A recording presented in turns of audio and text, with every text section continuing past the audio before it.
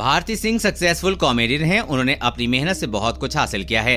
हालांकि एक वक्त था जब उन्हें पूरा सेब तक खाने को नहीं मिलता था। ये दूसरों की झूठन उठाकर खाने के बारे में सोचती थी। भारती अपने बैकग्राउंड के बारे में पहले भी बात कर चुकी हैं। अब हाल ही में एक पॉडकास्ट के दौरान उन्होंने फिर से बताया कि बचपन में कितने दर्द भरे दिन देखे हैं। भारती ने बताया कि उन्हें क्यों कंबल की महक और सिलाई मशीन की आवाज से चिढ़ है, और बताते बताते वो रोने लगी। भारती सिंह किसी पहचान की मोहताज नहीं है। आज वो जहां हैं, उनका क्रेडिट सुदेश लहरी और कपिल शर्मा को देती हैं। भारती ने ब्रूड के शो नॉर्मल के लिए नीना गुप्ता के सामने अपनी बीती जिंदगी के पन्ने पलटे। नीना गुप्ता बोलती हैं कि उन्होंने नहीं सोचा था कि लड़कियां कॉमेडी कर सकती हैं। वो भारती से कहती हैं कि ट्रेंड आपने शुरू किया। इस पर भारती बोलती हैं कि पहले भी थी, लेकिन लोगों ने आगे नहीं बढ़ने दिया। लोग बोलते रहे, ए क्या कर रही है मुंह फाड़ के, दुपट्टा कहाँ है, अंदर चल भाई आ जाएगा। भारती बोली, हम लोग अंदर क्यों रहें, फिर पैदा ही क्यों किया, ये सब चीजें बहुत होती थी पहले। भारती बोलती हैं कि मेरा फोकस गरीबी था। 2 साल की थी, पिता गुजर गए, भाई बहनों ने पढ़ाई छोड़ दी, वो फैक्ट्री में काम करने लगे।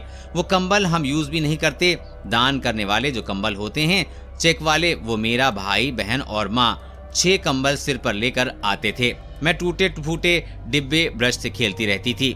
वो लोग बैठ बैठ कर रात भर कंबल बनाते रहते थे। माँ माता रानी के दुपट्टे लाकर मशीन से सिलती रही। भारती ने बताया कि उन्हें इस वजह से कंबल की महक और मशीन की आवाज से बड़ी नफरत है।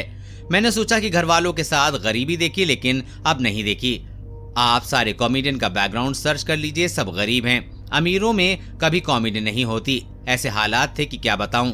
लोग आधा सेब खाकर कचरे में फेंक देते, तो मैं सोचती थी कि इसे पाप लगेगा, इसने पूरा नहीं खाया, मैं उसे उठाकर किनारे से काट कर खा लूं। मुझे कभी पूरा सेब नहीं मिला खाने को। भारती बताती हैं कि खूब भूख और गरीबी थी। उन्होंने बताया कि त्योहार आते हैं, बच्चे खुश होते हैं, मैं डिप्रेशन में चली जाती थी। हमारे पास कुछ नहीं था। मेरी माँ जब काम करके मिठाई लाती थी तब हमारे यहाँ दिवाली की पूजा होती थी, वरना हम बैठे रहते थे।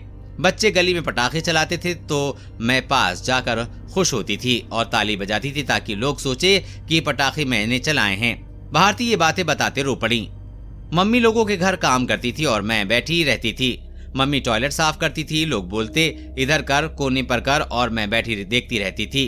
वो जाते वक्त बोलते थे, कमला कल हमारे यहाँ गेस्ट आए थे, सब्जी दाल पड़ी है लेकर जाना। उनकी बासी सब्जी हमारी फ्रेश हो जाती थी, हमारा दिन बन जाता था। देश और दुनिया की हर अपडेट पाने के लिए चैनल को सब्सक्राइब करें।